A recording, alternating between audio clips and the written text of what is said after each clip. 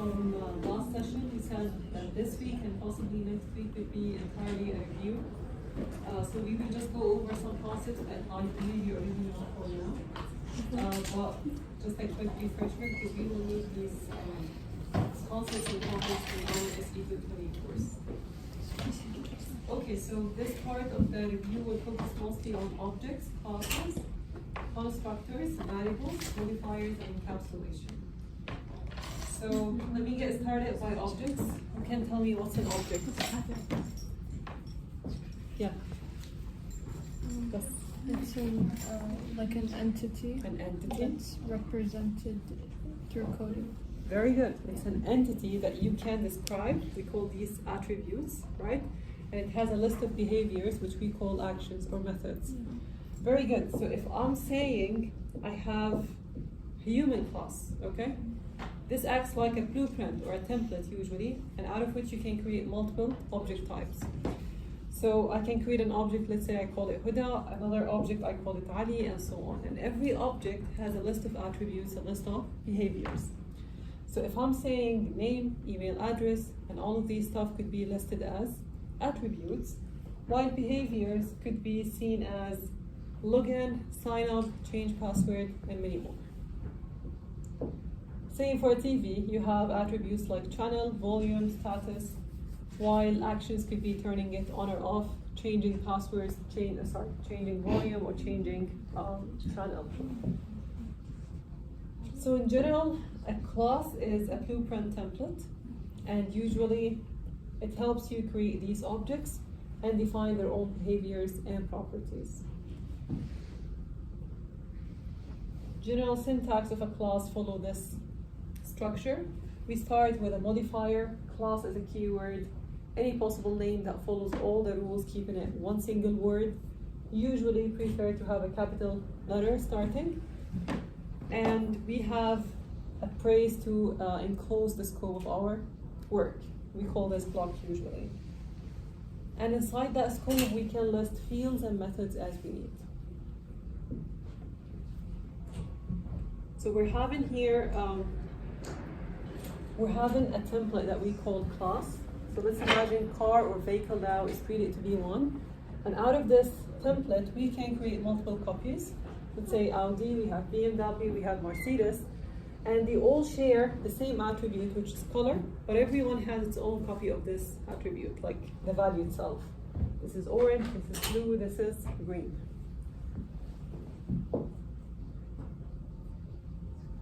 Okay, constructors are simply factories that can help you create these objects.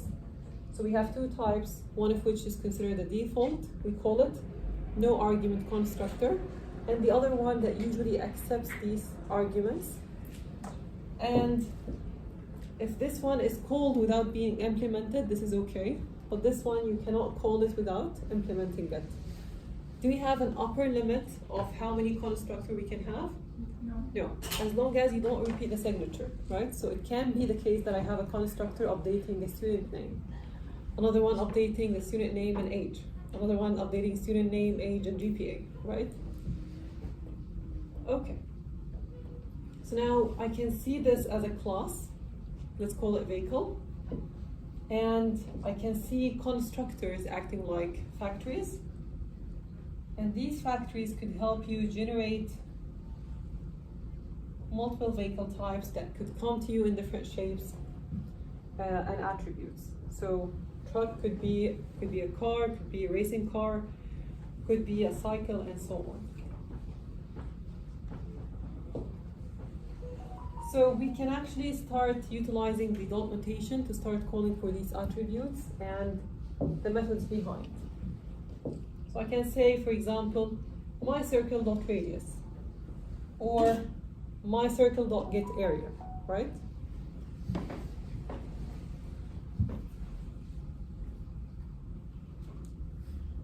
Okay. Now let's see this example here. Okay, so what is that first word? Who can tell me? The class name. That's the class name, then? The object name. Object name, then? New keyword, then? The constructor name. Constructor. In that case, we use what type? Integer. The one with arguments, and the second one is the default, no arguments on. Excellent. How many different objects do you see here? Two, perfect. Can you tell me what happens here? Anyone? So first one will have a radius value, which is what? 5.0. Second one, here, to that line. Yep. Fill that line, don't look at the third. The default. Which is?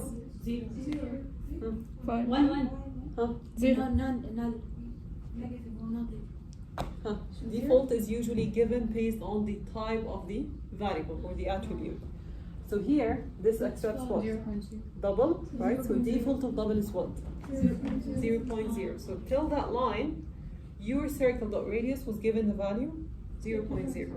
What happens when I update it here? Comes 100. It becomes 100.0. Excellent, thank you. Okay. It doesn't raise an error because it's 100, not 100.0. No. Okay, that's a good question. We have something called upper casting, okay. lower casting, Yeah. or narrow casting, wide casting. So an integer would fit into Double. a double container, but But double double- won't fit into an ant Yeah. without casting. Very good. Okay.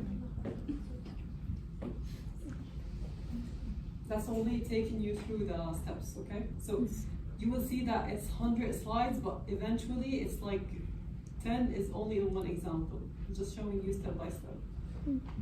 So anyways, that's a second example. So let's see what we have here. Two different classes. One has the main method, and that's where the compiler starts usually. And how many objects do we have here? One. What do we call it? Red circle. Can you tell me the value of its radius? 2.0. 2.0. And this jumps directly where? Let me give you some annotations. I'll call this block 1, I'll call this 2, and this 3. So hitting this part of that line, jump where? 2. Then this will make any update to the radius value? Yeah. So from where it will move to be 2.0? So earlier it was 0.0. 2. 0.0. Excellent, very good. Now with this line, we'll do what? Jump to which block? 3. Perfect, excellent. Now here at 3, are you updating any value? No. So returning what? 2.0 times 2.0 times 3.14, and this is going to be printed here as a value, right? Great. Again, the steps coming are just follow up on the changes.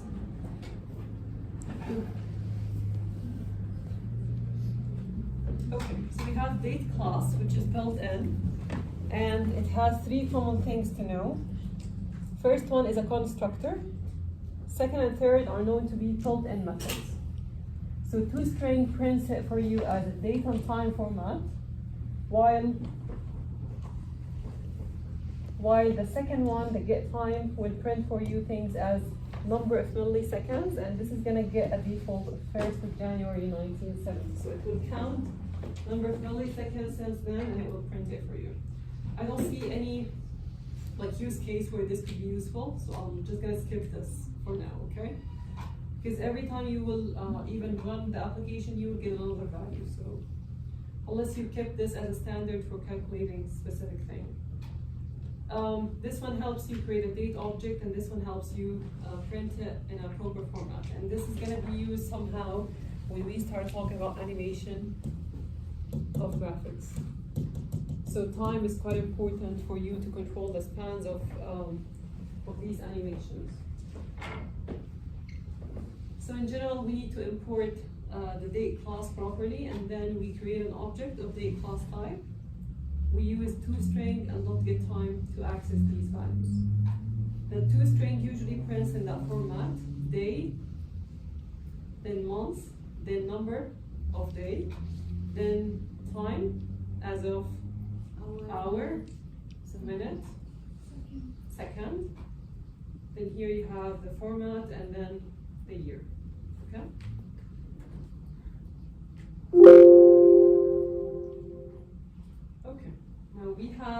variable types. Can you list them for me? What? And, did I hear right? String. Variable type. Variable type, not data type. So data type is int, string, float, double, boolean, all of this. But variable type. So we can classify a variable to be local, huh? Global, local. Nice. We don't have the word global, but there is something that replaces it. We call it huh? Constant. Static. Thank you. Static. Static. So static is known to be a class variable, right? So there is an instance, there is static, there is local. All right. So instance is known to be a copy generated for every object that we create. If I'm having, let's say, class car, then mice driven will be created as a copy for each of my objects. So for the blue car, there will be a mice driven copy, and for the green car, there will be another copy for mice driven. And of course, the value will be different in that case. That's not the case when we talk about static variables. So static variables is a single copy usually generated for all objects created out of this class type. Okay, can you tell me what's the output here if I try to print age?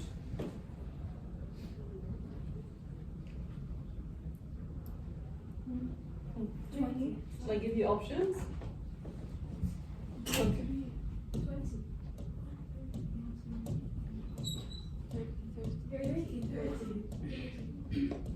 What? You're saying 30? Who's saying 30? Hands up. Okay. Who's saying 20? Hands up. No one. Okay. Who's saying 0? No one. Who's saying error? 1, 2, 3, 4, 5, 6, 7, 8. Okay. Why? Because it's the same change, right? Thank you. How do we change instance variables? Has to go through You have to make a copy. methods. Exactly. Has to be done through a method. Right. Like this. Yes, that's how we do it. So you need to have a method, and inside this method you can make the changes needed.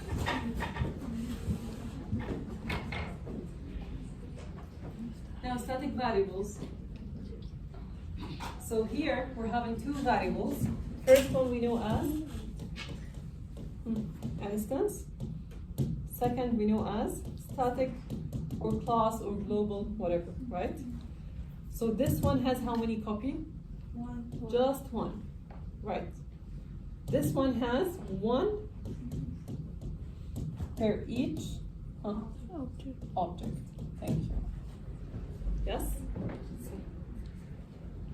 Okay. So here we're having data.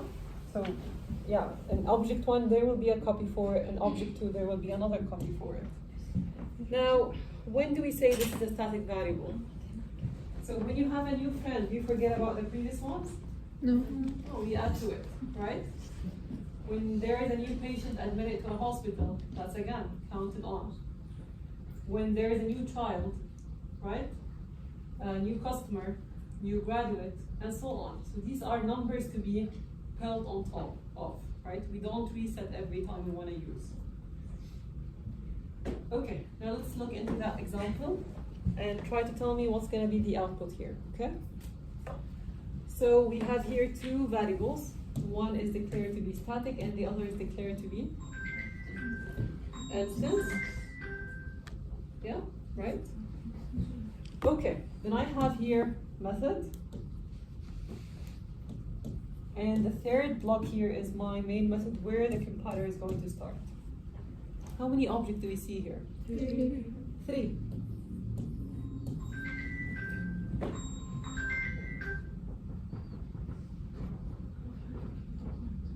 Okay, sorry.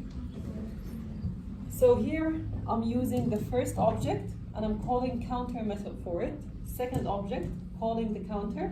Third object and calling counter. What's going to happen now?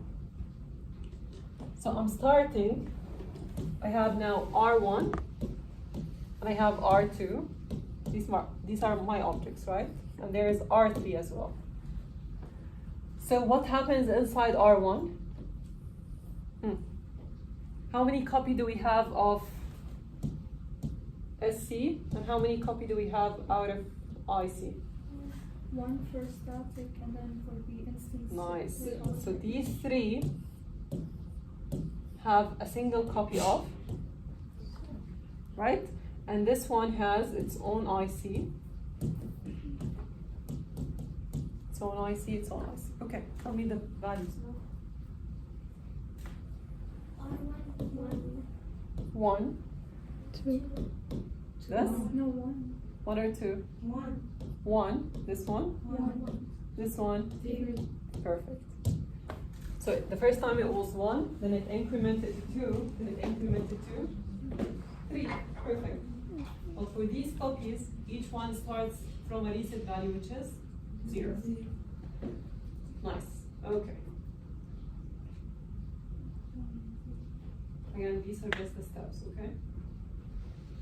Okay, now look at this example. We're having two classes. One that has main method, and the other is a class that I call circle. How many objects do we create here? C1 and C2. This one uses no argument. This one uses argument based. Very good. Now this one, try to access radius and try to access number of objects. And this one here is known to be static, right? Then I need to do the same for C2, and then I try to access number of objects using circle as a class name. Remember we said static is known to be also class variable. That's why I can use the name of the class directly without object, then call it. So these formats are all possible. All right, now let's do this. Now tell me what happens. Can you give me, for C1, can you tell me what's radius and what's number of objects? Radius is 1.0. 1 point 0. and 1, okay.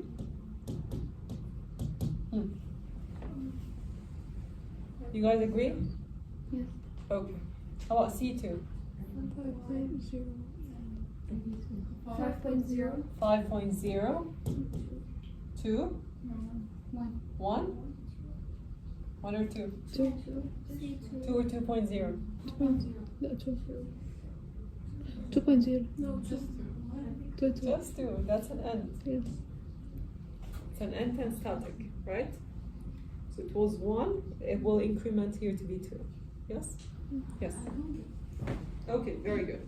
When we say we have instance, it means for every circle object, you start from 0. Okay?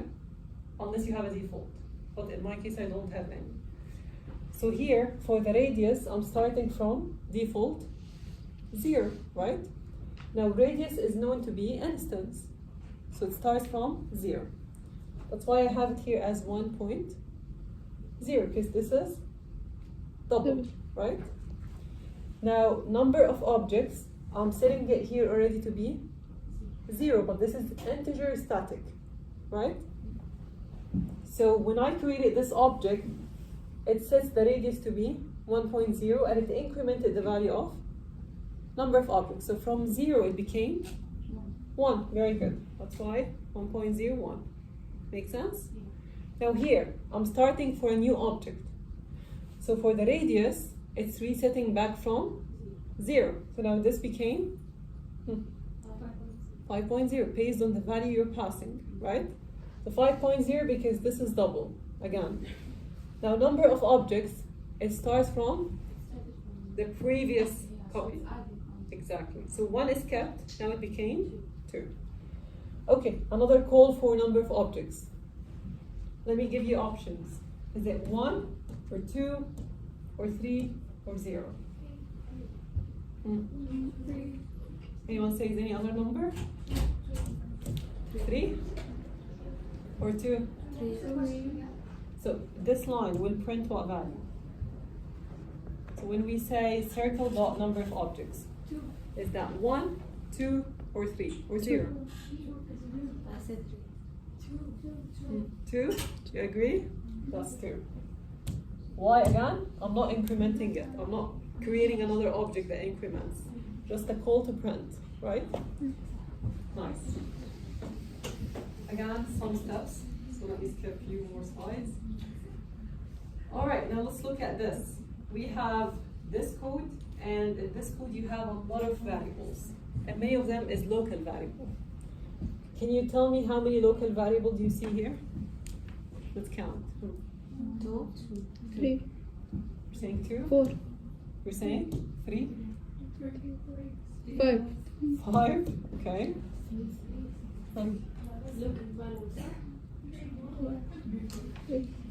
I heard 4, right? So let's add 4 as well.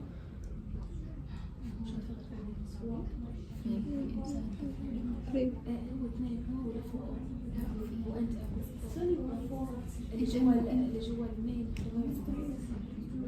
Type. Let's count them. Let's name them. Okay. Type. What is the first one you see? 0. Okay, I'll tell you the exact number. Let's find them. Type. Let's name. Which one is the first one? F No, Z. or Z? Z, do you count it as local? No. Huh, this is what? It's This is static, so we count it global. No, right? So you're saying F. Yes. Okay, this is 1. X. We still have 5. And X. And X, so this is 2. M. M, 3. I, 4. J. 5. One more. D4. Huh? Rx. Thank you. Now this is total of 6 local variables. Now Rx we haven't used in SE120, right? But we need it here actually. So Rx, we will try to understand this guy here in SE220.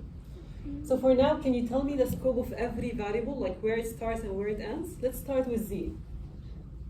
Z is a global one. So you start this scope where? From the whole class. After line? Line 4. No, after line what? 3. After line 3, after you declare it starts its own scope, right? It ends where? 17. No, 17. 17 or 18? 18. But can I use it here? 18. I can use it here. So again, you ask yourself, this is member of what? That's a member of class. So it ends before the class ends. Before the class. Yeah? Fine, let's jump to args. It's a member of The main. main method. So it's used within main. Where does the main end? 7. So till 7 you can use it till here, right? Yes. Okay, how about F? Also. Only in 6.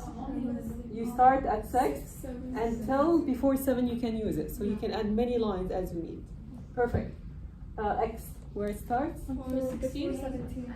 You start after this line, so it starts after 9 And it ends before 17. and it ends Before 17. huh? 17. Excellent. Now M after 10 till 16. Till 17. Till before 17. Very good. I after 11. after 12, right? Till 16. 16. Very good. J after 14. till 16. 16. Very good. NetBeans بنقدر نطلع السكوب على I know. It's important that you guys know how to do this. Now, local variables are very tricky. When you attempt to use them outside their scope, your program will complain. So this is just telling you the scope of each. Now, modifiers. We have 3 very common ones. We have public, we have private, we have protected. So what kind of variable you can consider a public one for you as a student? Name. Your name, public, everyone can know it, right? How about a private info? ID. Your ID, very good. How about a protected one? GPA. Password. GPA. So remember, protected is shared with few people, right? Not all. Grade. Okay, grades. So faculty can know about your grades, for example, right? Grades could be one. What else? The phone number. Phone number, exactly. The guardian number as well, right? Very good. Now let's play a tricky game here. So we have a house. We will call it a package where you actually are living, okay? So this is you. And we will consider this the current class, okay? There is your brother as well. He's living with you in the same house, same package, okay? We're having another package where your neighbor is living.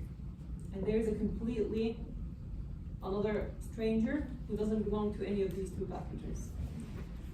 And I have 4 items that I would like to check whether they are shareable or not. There is a pen, there is a motorcycle, there is a TV, and there is a smartphone. Let's start with a pen. Of course, it's yours, so you can use it. Yeah? Now, your brother wants to write something or take it, let's say, for an exam purpose. You will give it, right? Yes. Your neighbor needs it, let's say, to fill an important document and give it back to you. Yes. You will give Yes. it, right? A stranger stopped you, can I just have your pen for a minute? Yes. I just want to type something. You will give it, right? So public is someone who is accessible to all, right? Same class, other class in same package, other class in another package, yeah?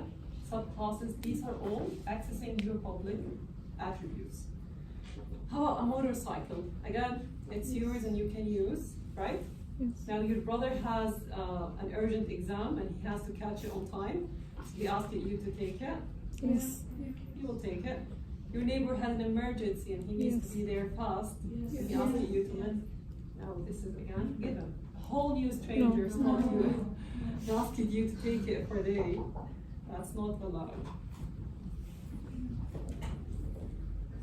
Okay. We're having a TV, so this is yours, you can use, right? Your Yes. brother is in the same house, so they also can use it.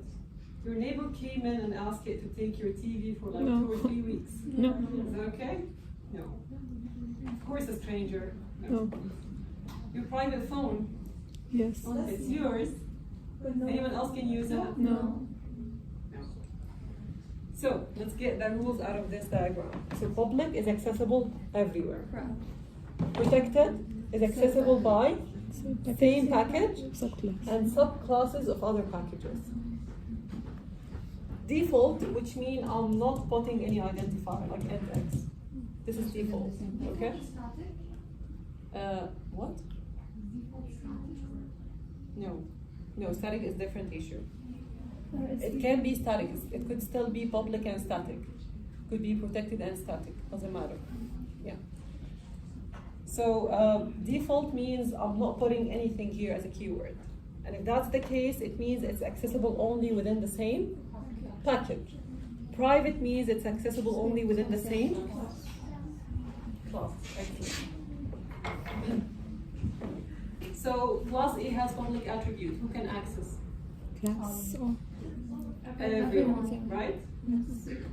Okay, now class A is private. Who can access? Class B. Only class A. Excellent. Package A. Package A and Protected. class B, right? Protected only, then Class B and C. only class B can access, and if this one also is protected, then subclass also can access a protected data. A and B. So B can access A, and if this one has no modifier as well, then D can access it as well, right? Okay, let's take an example. You tell me which of these statements will be okay, which will cause a problem, okay? So I have a class, 2 classes under the same package. C1, C2. And I have default, public, private. Default, public, private. Okay?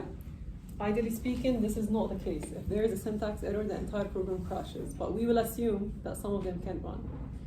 So I'm creating here an object to access these attributes and methods. So all.x, will this be okay? Yes. So x here is public. Sorry, it's default, accessible within the same package, so this is okay. How about Y? Yes. Public, accessible everywhere. No. Z? No. Error. Okay, perfect. M1? Yes. M2? Yes. M3? No. Okay, another example with a slight change.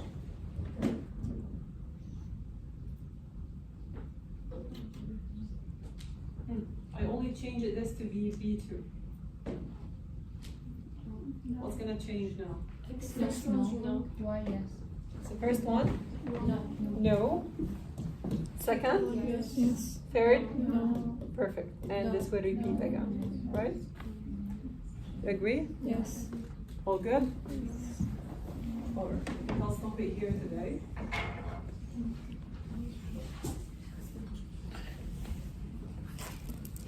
Alright, so next time we will continue pass by reference, pass by value, and we'll take array of